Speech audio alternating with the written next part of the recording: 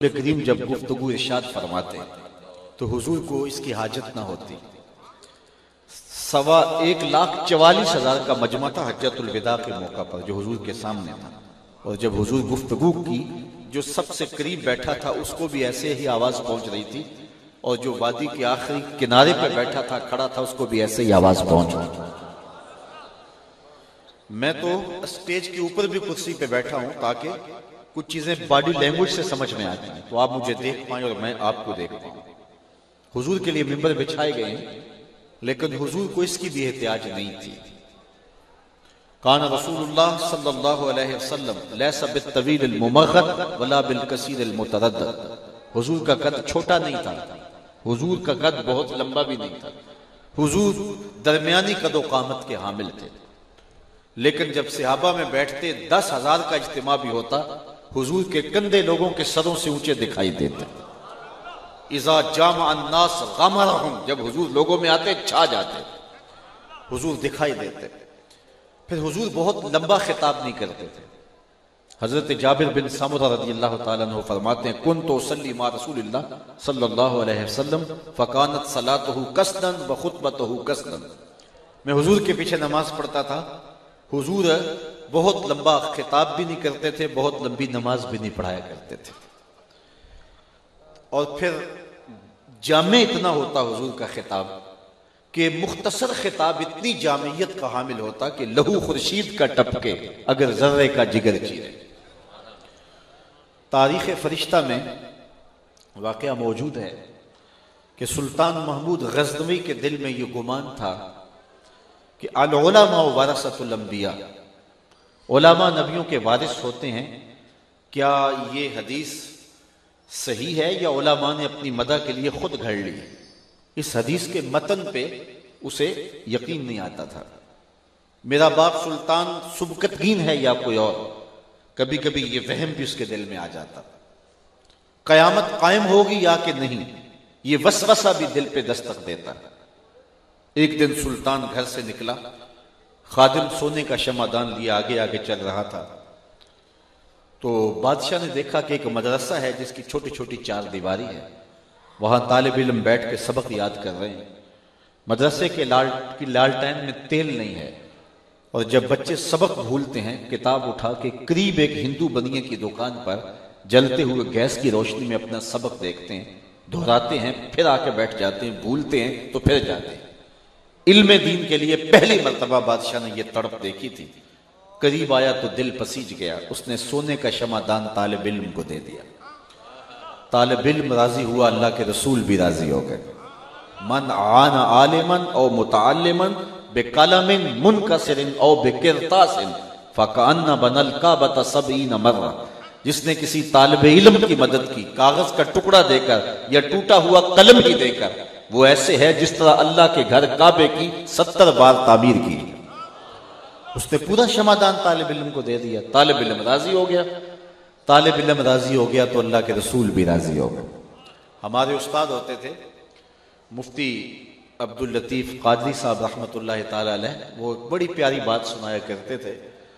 وہ کہتے کسی زمانے میں ایک مدرسہ تھا اور طلباء کی خدمت کے لیے ایک شخص ریٹائرمنٹ کے بعد اپنے آپ کو وقف کر دیا ہوا تھا۔ کبھی گھی کا کنستر اپنے کندھے پہ اٹھا کے لاتا ہے، کبھی آٹے کی بوری لاد کے لا رہا ہے۔ تو یہ زمانہ طالب علم کا ایسا ہوتا ہے کہ بچوں نے اپنے طور پہ اس کا نام رکھ دیا ہیمار۔ وہ کہتے ہیں یہ ہمارا گدھا ہے، اور اس طرح ہیمار کہہ کے اس کو پکارتے۔ ایک دن اس نے سن لیا کہ یہ مجھے ہیمار کہتے ہیں، اس کو بڑا غصہ آیا کہ میں ان کی نوکری کروں اور یہ مجھے ہیمار کہہ کے پکارے۔ اس نے جو بھی کام کاج تھا چھوڑ دیا اور ناراض ہو کے گھر چلا گیا کہ میں تمہاری خدمت کروں، تمہارے جوتے سیدھے کروں، تمہارے لیے گھی کے کنستر کمر پہ لاد لاد کے لاؤں، اور تم مجھے گدھا کہتے ہو۔ یہ کہہ کے ناراض ہو کے جو ہے وہ گھر چلا گیا۔ خیر رات پڑی، سویا، مقدر جاگا، کیا دیکھتا ہے کہ حشر کا منظر آنکھوں کے سامنے ہے، اور ان طلباء کو جنت کا حکم نامہ ہوتا ہے، اور وہ مچل جاتے ہیں اور کہتے ہیں نہیں رب ہم نے نہیں جانا جب تک ہمارا گدھا ساتھ نہیں جائے گا۔ تو یہ اٹھا اور صبح پھر مدرسے سیدھا آ گیا، کہنے لگا مجھے گدھا کہو، مجھے کھوتا کہو، مجھے ہیمار کہو، میں نوکری تمہاری کروں گا، اس لیے کہ تم اللہ رسول کے پیارے ہو۔ تو طالب علم سے محبت کرنے والا، طالب علم سے پیار کرنے والا اللہ اس کے رسول کا پیارا ہو جاتا ہے۔ تو سلطان نے تو سونے کا شمعدان دے دیا، بادشاہ گیا، رات کو سویا، مقدر جاگے، حضور کی زیارت نصیب ہوئی۔ عالی مرتبت علماء کرام موجود ہیں، ان سے پوچھئے کہ جس نے حضور کو دیکھا، حدیث میں آتا اس نے حضور کو ہی دیکھا، من رآنی فی المنام فقد رآنی فإن الشیطان لا یتمثل بی، شیطان خواب کے اندر آ کر بھی میری مثل ہونے کا دعویٰ نہیں کر سکتا۔ جو جاگتے ہوئے یہ دعویٰ کرے وہ تو شیطان کا بھی بابا لگا، یہ تو ہمت شیطان میں بھی نہیں ہے کہ وہ حضور کی مثل ہونے کا دعویٰ کرے۔ فرمایا جس نے مجھے دیکھا اس نے مجھے ہی دیکھا۔ دوسری بات، حضور جس کے خواب میں آئے قصد، ارادے اور مرضی سے آئے۔ میں آپ کے خواب میں ہوں، آپ میرے خواب میں آئیں، مجھے آپ کو علم نہیں ہوگا۔ یہ مجلس سجی ہے، تھوڑی دیر کے بعد اختتام پذیر ہو جائے گی، میں اپنے گھر پلٹ جاؤں گا، آپ اپنے گھروں کو لوٹ جائیں گے۔ یہ منظر دوبارہ آنکھوں کے سامنے جاگ پڑے اور آپ مجھے گفتگو کرتا ہوا خواب میں دیکھے تو مجھے فون کریں تو مجھے پتا ہوگا کہ میں آپ کے خواب میں گیا ہوں، یا میں آپ کو دیکھوں تو آپ کو علم ہوگا ہم اس کے خواب میں گئے۔ لیکن رسول کریم جس کے خواب میں جائیں قصد، ارادے اور مرضی سے جاتے ہیں۔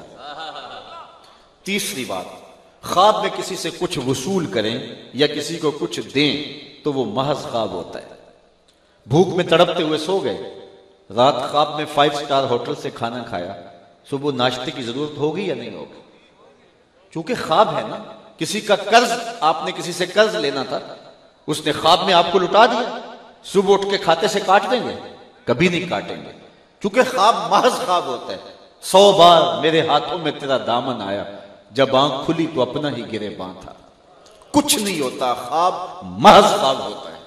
لیکن اگر خواب میں کسی کو میرے رسول کچھ عطا کر دے تو یہ امام بوسیری سے پوچھو، رات چادر ملتی ہے، صبح اٹھتے ہیں کندھوں پہ موجود ہوتی ہے۔ حضور اگر عطا کرتے ہیں تو حقیقت میں عطا کرتے ہیں۔ امام سخاوی نے القول البدیع میں لکھا ہے، ایک شخص حضور کے روضے پہ کھڑا ہے اور کیا کہتا ہے؟ انا ضیفو کا، میں آپ کا مہمان ہوں اور آپ کے ہوتے کسی اور در پہ تو نہیں جانا۔ آقا جی میں تیرا ہو کے خیر منگا در دردہ، مریل کتا کیوں اخواما ایڈے بختہ وردا۔ اور میرے امام بولے کون دیتا ہے دینے کو منہ چاہیے، دینے والا ہے سچا ہمارا نبی۔ کوئی دیتا بھی تو نہیں نا، چند ٹگے اگر کوئی دے بھی دے تو ساری زندگی جتلاتا رہے گا۔ عارف عبد المتین نے یہاں قلم توڑ دیا، اور جتنے بھی سہارے ہیں سبق کرتے ہیں، عزت نفس بڑھاتا ہے سہارا تیرا۔ ہر آسرا بندے کو کمزور کرتا ہے لیکن نبی کا آسرا بندے کو سر بلند کرتا ہے۔ کسی چودھری کا مانگت سر اٹھا کے چل سکتا ہے کہ میں فلاں کا مانگت ہوتا ہوں، اور جس کو خیرات مدینے سے ملی ہوتی ہے۔ اسی لیے میرے امام نے کہا ٹھوکریں کھاتے پھرو گے ان کے در پہ پڑ رہو، قافلہ تو اے رضا اول گیا آخر گیا۔ وہ کھڑا ہی حضور کے روضے پہ اور کیا کہتا ہے؟ انا ضیفو کا، میں آپ کا مہمان ہوں اور میں نے کسی اور در پہ جانا بھی نہیں۔ یہ کہتے کہتے آنکھ لگ گئی، آنکھ لگی تو آنکھوں میں منظر جاگا، حضور تشریف لائے، حضور کے دائیں ہاتھ میں روٹی تھی، میں خذ لے لے۔ وہ کہتا ہے میں نے خواب میں وصول کر دی، بھوک اتنی شدت کی تھی کہ میں نے خواب میں کھانی شروع کر دی، ابھی آدھی کھائی تھی کہ میری آنکھ کھل گئی، جب آنکھ کھلی تو دوسرا آدھا ٹکڑا میرے ہاتھ میں موجود تھا۔ تو اگر حضور عطا کرتے ہیں تو وہ حقیقت میں عطا کرتے ہیں۔ چوتھی بات سن لیجئے خواب کے بارے میں، صحیح بخاری میں روایت ہے، حضور نے ارشاد فرمایا من رآنی فی المنام فسیرانی فی الیقظہ، جس نے مجھے خواب میں دیکھا قریب جاگتے بھی دیکھ لے گا۔ ساری زندگی نہ بھی دیکھ سکا، جب سانسیں ٹوٹ رہی ہوں گی رخ محبوب سامنے ہوگا، اور اگر مجھے بتاؤ اس وقت حضور کا دیدار مل جائے تو اور کیا چاہیے۔ سوکھا نکلے ساز حوری جے ویخ لواں مکھ تیرا۔ اللہ اکبر۔ تو سلطان سویا، مقدر جاگے، حضور کا دیدار نصیب ہوا۔ اب کتنے شک تھے میرا باپ کون ہے، قیامت آئے گی کہ نہیں آئے گی، کیا علماء نبیوں کے وارث ہوتے ہیں؟ تو خواب میں جب حضور کا دیدار ہوا تو حضور نے مسکراتے ہوئے کہا اے سبکتگین کے بیٹے محمود، آج تو نے میرے ایک وارث کی قدر کی ہے، کل قیامت کے دن میں تیری شفاعت کروں گا۔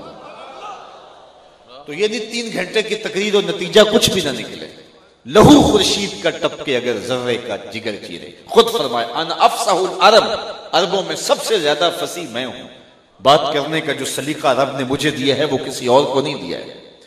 تو حضور مختصر بات کرتے، جامع کرتے، ٹھہر ٹھہر کے کرتے، لفظوں کو کوئی گننا چاہتا تو گن سکتا، آواز حضور کی آخر تک پہنچتی، ایک ایک شخص کے کانوں تک پہنچتی، رس گولتی، روحوں میں اترتی، باطن میں چراغاں کرتی۔ پھر حضور بات بہت لمبی نہ کرتے، مختصر اور جامع کرتے، اور سننے والوں کا سٹائل سنیے، ان کا انداز دیکھیے، کان علی رؤوسہم الطیور، گویا ان کے سروں پہ پرندے بیٹھے ہیں، جنبش کی تو کہیں اڑ نہ جائیں۔ یہ سننے والوں کا انہماک ہے۔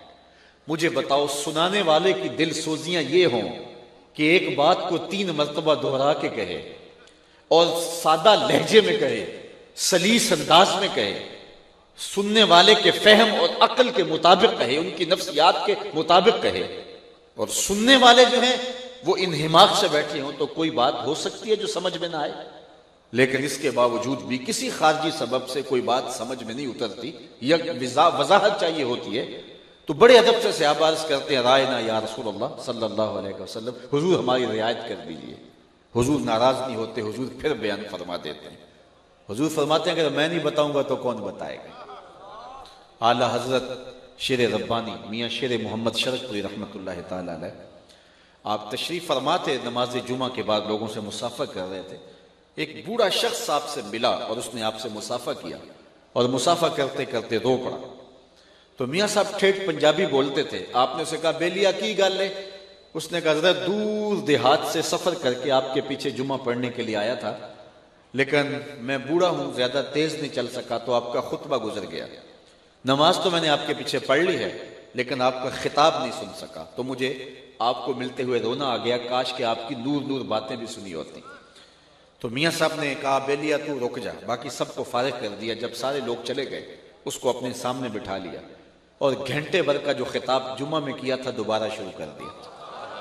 اس نے ہاتھ جوڑے، حضرت میرے لیے اتنی زحمت گوارا کر رہے ہیں؟ تو میاں صاحب ٹھیٹھ پنجابی لہجے میں فرمان لگے، بیلیا جس رب واسطے انہوں نے سنایا سی، اسے رب واسطے تینوں پہ سنا رہے۔ تو اگر کوئی شخص دوبارہ حضور سے پوچھتا تو حضور ناراض نہ ہوتے، حضور پھر ارشاد فرما دیتے۔ اب مکے میں یا بندہ پکا مومن ہوتا تھا یا پکا کافر ہوتا تھا، منافق مکے میں نہیں تھا۔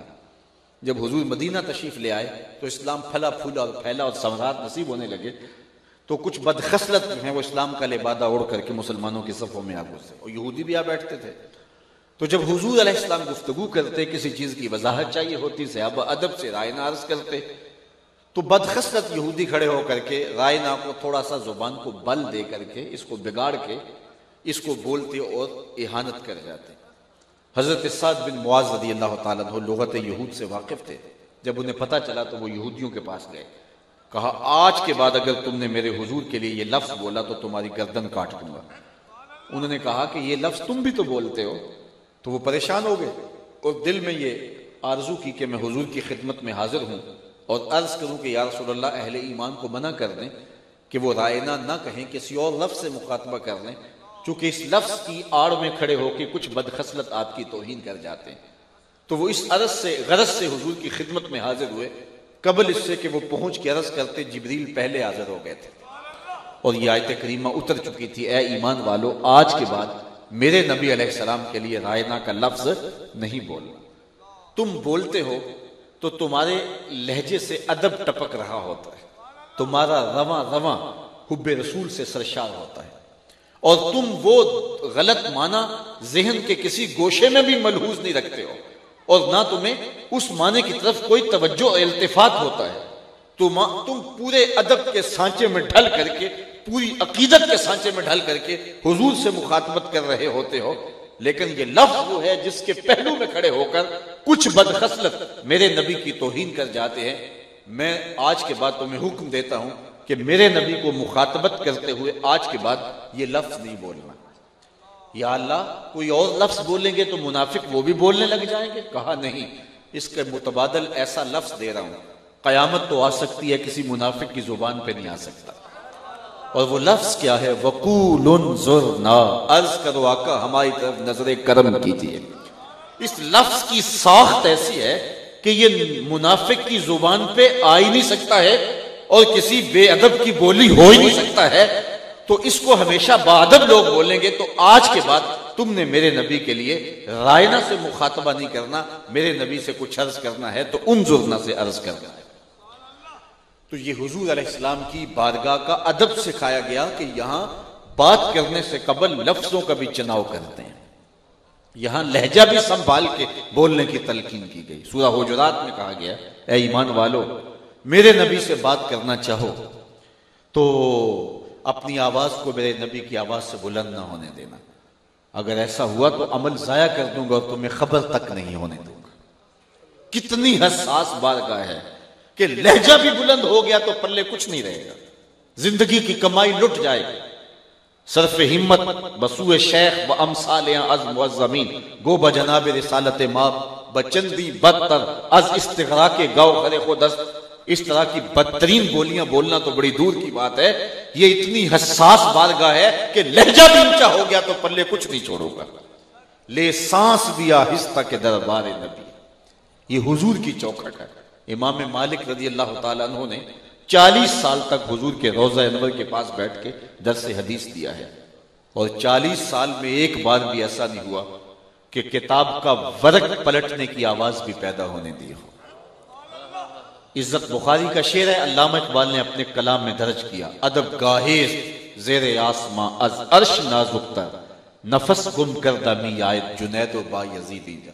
یہاں تو جنید بغدادی اور بایزید بستامی جیسے لوگ آئیں، وہ بھی سانسوں کو روک کے آتے ہیں۔ یہاں تو اہل محبت سانسوں کا شور بھی مناسب نہیں سمجھتے۔ ایک بزرگ تھے بہت بڑے، ساری زندگی مدینہ تو رسول میں حاضری کے لیے تڑپتے رہے، جو ہی کسی نے شہر نور کی باتیں چھیڑ دی تو آنکھیں چھم چھم آنسوں کا خراج دینے لگی۔ خیر بڑھاپے میں اللہ نے جانا نصیب کر دیا۔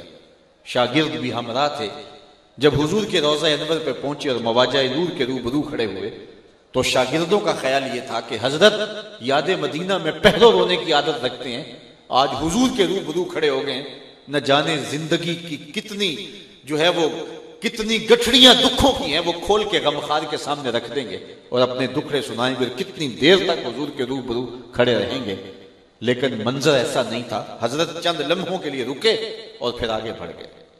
جب رہائش گاہ پہ پہنچے تو شاگردوں نے کہا حضرت بات سمجھ میں نہیں آئی، کسی نے شہر مدینہ کا ذکر چھیڑ دیا تو آپ کے آنسو نہیں تھمتے تھے اور گھنٹے لگ جاتے تھے، اور آج آپ روضہ رسول کے روبرو کھڑے تھے، ہمارا خیال تھا غمخوار کے ویڑے آ کے دکھڑے سنائیں گے، لیکن آپ 2 لمحوں کے بعد آگے بڑھ گئے۔ فرمانے لگے تم نے اب پوچھ لیا ہے، جواب نہیں دوں گا تو تمہیں تسلی نہیں ہوگی۔ سنو، میں نے سانس روکنے کی مشق کی ہوئی تھی، اور جتنی دیر تک حضور کے روبرو میری سانسیں رکی رہی میں ٹھہرا رہا، جب سانسوں کا شور پیدا ہونے لگا تو آگے بڑھ گیا۔ یہ تو اتنی حساس بارگاہ ہے، یہ تو اتنی نازک بارگاہ ہے، اور میرے امام نے سبق سکھایا، نیم وا طیبہ کے پھولوں پہ آنکھیں بلبلو پاسے نزاکت چاہیے۔ اعلی حضرت بولے جب دریائے نور میں حاضر ہونا نصیب ہو تو پاؤں تو زور سے نہیں رکھنے، آواز تو بلند نہیں کرنی، لیکن تقاضا ادب یہ ہے تمہاری آنکھیں بھی پوری نہ کھلنے پائیں۔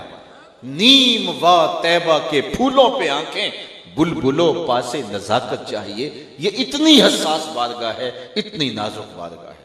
حضرت صاحب بن یزید کہتے ہیں میں مسجد نبوی کے کونے میں بیٹھا تھا تو ایک شخص نے مجھے